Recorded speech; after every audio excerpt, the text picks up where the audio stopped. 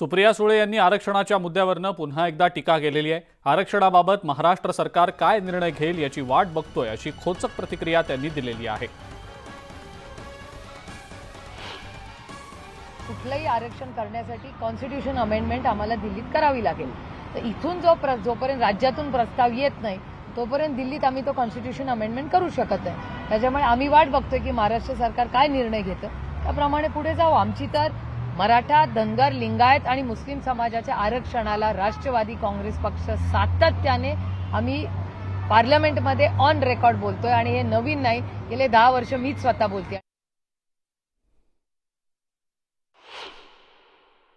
महाविकास आघाडीतले अर्धेच लोक आता चंद्रकांत पाटलांबरोबर सरकारमध्ये, त्यांनी आपापसात कॅबिनेटमध्ये चर्चा करावी, पण त्या कॅबिनेटमध्ये इतकी गँगवॉर चालू असते की सगळ्यांना चॅनलमध्येच बोलावं लागतं, कारण का पार्लमेंट त्यांच्या कॅबिनेटमध्ये कोणी कुणाची बोलतच नाही असं दिसतंय तुमच्या चॅनलवरनं।